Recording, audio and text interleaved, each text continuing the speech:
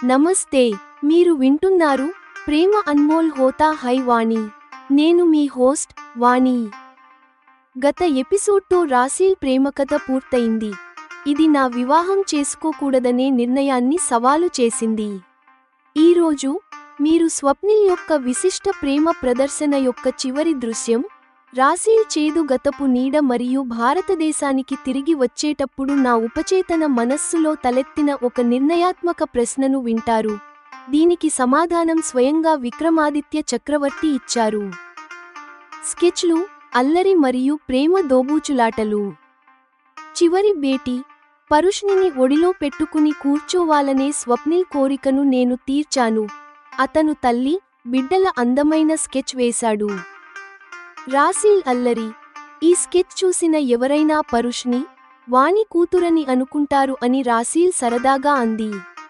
దీనికి స్వప్నిల్ ఇలా సమాధానమిచ్చాడు: మనం సర్ఫింగ్ లేదా స్కై డైవింగ్ చేయడం చూసి ఎవరైనా మనల్ని భార్యాభర్తలు అనుకుంటే అది నిజం అయిపోదు కదా. సూటిగా చెప్పాలంటే మీరు నిజంగానే భార్యాభర్తలు కావచ్చు అని రాసీల్ స్వప్నిల్ను ఏడిపించింది. కానీ స్వప్నిల్ ఏమీ మాట్లాడకుండా బయటకు వెళ్ళిపోయాడు. అది నన్ను మళ్లీ దిగులు పడేలా చేసింది. నా గుర్తింపు. స్వప్నిల్ నాతో దోబూచులాట ఆడుతున్నాడని నాకు అనిపించింది. అతను తన పనుల ద్వారా ప్రేమిస్తున్నట్లు చూపుతాడు, కానీ మాటల్లో ఎప్పుడూ చెప్పడు. ఆట ఏదైనా బాగా ఆడి ఆనందించడమే ఆట యొక్క ఉద్దేశ్యం. పరిష్కారం కాని రాసీల్ గతం.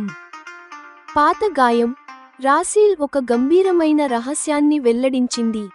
జేడ్ ద్వారా మోసపోయిన బాధ ఆమెను నేటికీ వేధిస్తోంది. ఆ చీకటి నీడ ఇప్పటికీ ఆమె ప్రశాంతమైన జీవితంపై పడుతూనే ఉంది. నపుంసకత్వపు భ్రమ. పరాగ్ విచారణ చేయించగా జేడ్ ఎలాంటి పోలీస్ రిపోర్ట్ చేయలేదని మరియు అతను పెళ్లి చేసుకుని 3 పిల్లలకు తండ్రి అయ్యాడని తెలిసింది. తాను జేడ్ను నపుంసకుడిని చేశాననేది తన భ్రమ అని రాసీల్ అంగీకరించాల్సి వచ్చింది. చివరి వీడ్కోలు మరియు కలల న్యాయం. చివరి కృతజ్ఞత. ఎయిర్పోర్ట్లో నేను స్వప్నిల్కు కృతజ్ఞతలు తెలిపాను. నా ఈ అమెరికా యాత్ర ఒక దేవలోక పర్యటన కంటే తక్కువేమీ కాదు. ఈ దేవలోకాన్ని మరియు మిమ్మల్ని నేను ఎప్పటికీ మర్చిపోలేను. భావోద్వేగాల నియంత్రణ. స్వప్నిల్ నవ్వుతూ వీడ్కోలు పలికాడు, కానీ తన భావాలను దాచుకున్నాడు. నేను అతడిని కౌగిలించుకుని ఏడవాలనుకున్నాను, కానీ నా భావాలను నియంత్రించుకుని ముందుకు అడుగు వేశాను. విమానంలో ఆత్మపరిశీలన. భారతదేశానికి తిరిగి వస్తుండగా నేను ఓడిపోయిన దానిలా కూర్చున్నాను. మన మధ్య ఏదో ఒకటి చెప్పకుండా ఉండిపోవడం సరికాదని నాకు అనిపించింది. న్యాయపు కల. అప్పుడే నాకు నిద్ర పట్టింది మరియు నా ఉపచేతన మనస్సులో ఒక దృశ్యం నడిచింది. విక్రమాదిత్య చక్రవర్తి ముందు స్వప్నిల్ మరియు నేను నిలబడి ఉన్నాం. నేను ఫిర్యాదు చేశాను, స్వప్నిల్ నన్ను ప్రేమిస్తున్నాడు, కానీ ఆ మాటను మాటల్లో చెప్పకుండా నా మనసును నొప్పించాడు. నేను నా ప్రేమను అంగీకరించినప్పుడు చక్రవర్తి ఇలా అడిగారు: మరి మీ ప్రేమను మీరే స్వప్నిల్కు ఎందుకు చెప్పలేదు? స్వప్నిల్ నన్ను సమర్థించాడు. ఈమె భారతీయ సంస్కృతిలో పెరిగిన అమ్మాయి. భారతీయ సంస్కృతిలో తనంతట తానుగా ప్రేమను వ్యక్తపరచడానికి అమ్మాయి సహజంగానే సంకోచిస్తుంది. ఇది విన్న సింహాసన ద్వాత్రింశికలోని 32 బొమ్మలు నవ్వసాగాయి. చక్రవర్తి చివరి ప్రశ్న. చక్రవర్తి నన్ను అడిగారు: వాణి, స్వప్నిల్ నిన్ను సమర్థిస్తున్న తీరు అతని నిస్వార్థ ప్రేమను చాటుతోంది. అతను నీకు, నేను నిన్ను ప్రేమిస్తున్నాను మరియు పెళ్లి చేసుకోవాలనుకుంటున్నాను అని చెప్పాలని నువ్వు ఇంకా కోరుకుంటున్నావా? విక్రమాదిత్య చక్రవర్తి వేసిన ఈ నిర్ణయాత్మక ప్రశ్నకు సమాధానం ఏమిటి? మౌన ప్రేమ మాటల ప్రేమ కంటే విలువైనదా? తెలుసుకోవడానికి వింటూనే ఉండండి ప్రేమ అన్మోల్ హోతా హై వాణి లో. మీరు వింటారు ఎపిసోడ్ 58 ప్రేమ దోబూచులాట. చేదు గతపు నీడ మరియు కలలో విక్రమాదిత్య చక్రవర్తి. ఎందుకు కాదు, దీనివల్ల మీకు చిత్రలేఖనంలో సాధన అవుతుంది. తప్పకుండా వెయ్యండి అని నేను నవ్వుతూ అన్నాను. కనీసం ఈ సాకుతోనైనా స్వప్నిల్ నా కళ్ల ముందే ఉంటాడని నేను ఆలోచిస్తున్నాను. అప్పుడు స్వప్నిల్ బయటకు వెళ్లి వెంటనే స్టాండ్, డ్రాయింగ్ బోర్డ్ మొదలైన వస్తువులతో గదిలోకి తిరిగి వచ్చాడు. అతను ముందే ఈ చిత్రలేఖన సామాగ్రిని నా గది బయట సిద్ధంగా ఉంచుకున్నాడని అర్థమైంది. మీరు పరుష్ణిని మీ ఒడిలో చూస్తున్నట్లు కూర్చోండి. స్కెచ్ కోసం స్వప్నిల్ ఇచ్చిన సూచనను నేను పాటించాను. స్కెచ్ గీస్తూ స్వప్నిల్ చాలాసార్లు పరుష్ణిని, నన్ను చూస్తూ తన పనిలో నిమగ్నమయ్యాడు.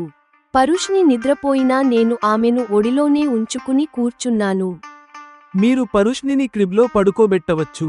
స్కెచ్ పూర్తయింది అని స్వప్నిల్ చెప్పడంతో నేను పరుష్ణిని క్రిబ్లో పడుకోబెట్టాను. అప్పుడే రాసీల్ నా గదిలోకి వచ్చింది. రాసీల్ మరియు నేను స్వప్నిల్ వేసిన స్కెచ్ను చూశాం. అది చూస్తుంటే ఒక తల్లి తన చిన్నారి కూతురి అమాయకపు ముఖాన్ని ప్రేమగా చూస్తూ ఒడిలో నిద్రపుచ్చుతున్నట్లు ఉంది. స్వప్నిల్, నువ్వు ఎప్పుడూ నా స్కెచ్ వేయలేదు. ఈ స్కెచ్ చూసిన ఎవరైనా పరుష్ని, వాణి కూతురని అనుకుంటారు అని రాసీల్ ఫిర్యాదు చేస్తున్నట్లు అంది. వదినా, ఎవరైనా ఏదో అనుకున్నంత మాత్రాన అది నిజం అయిపోదు. నేను వాణితో కలిసి సర్ఫింగ్, గుర్రపు స్వారీ చేసినప్పుడు చూసిన వారు మమ్మల్ని భార్యాభర్తలు అనుకుంటే అది నిజం కాదు కదా అని స్వప్నిల్ మామూలుగా అన్నాడు. రాసీల్ సరిగ్గా ఈ అవకాశం కోసమే ఎదురుచూస్తున్నట్లు ఉంది. మీరు నిజంగానే భార్యాభర్తలు కావచ్చు. వాణి పరుష్ని లాంటి పాపకు తల్లి కావచ్చు. ఇది మీరు ఎందుకు మర్చిపోతున్నారు అని రాసీల్ చిలిపిగా నవ్వుతూ అంది. నాకు ఈ మాట నచ్చింది, కానీ స్వప్నిల్ మొహం పక్కకు తిప్పుకుని తన సామాగ్రి తీసుకుని ఏమీ మాట్లాడకుండా బయటకు వెళ్ళిపోయాడు. అది నన్ను మళ్లీ దిగులు పడేలా చేసింది. మీరిద్దరూ ఇలా ఎందుకు దోబూచులాట ఆడుతున్నారు? మీ ప్రేమను మాటల్లో ఎందుకు చెప్పరు? స్వప్నిల్ చెప్పకపోతే నువ్వే చెప్పు. అతను నిన్ను పెళ్లి చేసుకోవాలనుకుంటున్నాడని నేను నీకు చెప్పాను కదా అని రాసీల్ నన్ను నిలదీసింది. రాసీల్, వాణి నిన్ను ప్రేమిస్తోందని స్వప్నిల్తో నువ్వే చెప్పు అని అనాలనిపించింది, కానీ నేను చెప్పలేకపోయాను. మీరిద్దరూ ఇలాగే ఆడుకోండి దోబూచులాట. ఇందులోనూ ఒక ఆనందం ఉంది అని రాసీల్ నవ్వి వదిలేసింది. నిజంగానే స్వప్నిల్ నాతో దోబూచులాట ఆడుతున్నాడని నాకు అనిపిస్తోంది. అతను కళ్ళు మూసుకుని నన్ను పట్టుకుంటాడు, కళ్ళు తెరిస్తే దూరంగా వెళ్ళిపోతాడు. తన పనుల ద్వారా ప్రేమను చూపిస్తాడు, కానీ మాటల్లో చెప్పడు. సరే, అతను ఇలాగే ఆనందిస్తుంటే అది కూడా మంచిదే.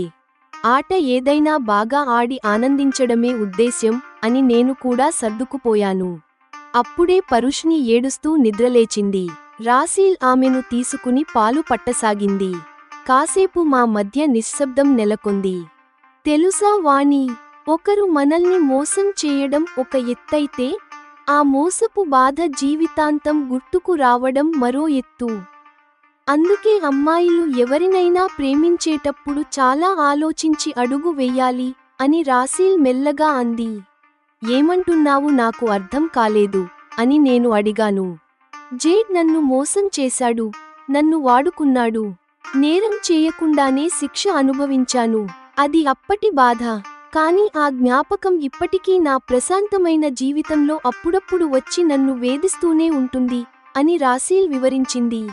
ఇప్పుడు నువ్వు అమెరికాలో ఉన్నావు, సంవత్సరాలు గడిచిపోయాయి. ఇంకా ఆ జ్ఞాపకాన్ని వదిలించుకోవడం కష్టమా అని నేను అడిగాను. రాసీల్ మాటలు స్వప్నిల్ గురించి కావని తెలిసి నేను ఊపిరి పీల్చుకున్నాను. అవును వాణి, అది కష్టం. పరాగ్ నా బాధను అర్థం చేసుకుని ఎంక్వైరీ చేయించగా నాపై ఎలాంటి పోలీస్ కేసు లేదని తెలిసింది.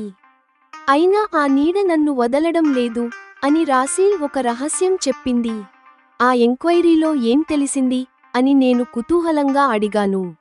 జేడ్ పోలీస్ రిపోర్ట్ చేయలేదు, అందుకే పోలీసులు నా దగ్గరికి రాలేదు. పైగా అతను పెళ్లి చేసుకుని 3 పిల్లలకు తండ్రి అయ్యాడు అని రాసీల్ చెప్పింది. నేను ఆశ్చర్యపోయాను. నువ్వు అతడిని నపుంసకుడిని చేశాననుకున్నావు కదా అని అడగగా, అది తన భ్రమ అని పరాగ్ చెప్పారని రాసీల్ అంది. 2 రోజుల తర్వాత నేను స్వప్నిల్తో కలిసి ఎయిర్పోర్ట్కు బయలుదేరాను. కారులో అతను తన స్కెచ్ల గురించి చెప్పాడు. ఎయిర్పోర్ట్లో స్వప్నిల్ నవ్వుతూ వీడ్కోలు పలికాడు. నేను అతడిని కౌగిలించుకుని ఏడవాలనుకున్నాను, కానీ నా భావాలను దాచుకుని ముందుకు సాగాను. దృశ్య పరివర్తన. విమానంలో నేను కళ్ళు మూసుకుని కూర్చున్నాను. నాకు స్వప్నిల్ మీద ప్రేమ కలిగింది. ఎందుకు మేము ఆ మాటను ఒకరికొకరం చెప్పుకోలేదు? అలా ఆలోచిస్తూ నేను నిద్రపోయాను. నా కలలో విక్రమాదిత్య చక్రవర్తి కనిపించారు. స్వప్నిల్ నన్ను ప్రేమిస్తున్నా మాటల్లో చెప్పడం లేదని నేను చక్రవర్తికి ఫిర్యాదు చేశాను. వాణి, స్వప్నిల్ నిన్ను సమర్థిస్తున్న తీరు అతని నిస్వార్థ ప్రేమను చాటుతోంది. అతను నీకు ప్రత్యేకంగా చెప్పాలని నువ్వు ఇంకా కోరుకుంటున్నావా అని చక్రవర్తి అడిగారు. జెమినాయ్ సమీక్ష, సృజనాత్మక మార్గదర్శకత్వం మరియు ప్రదర్శన సూచనలు. ఎపిసోడ్ 58 సమాప్తం.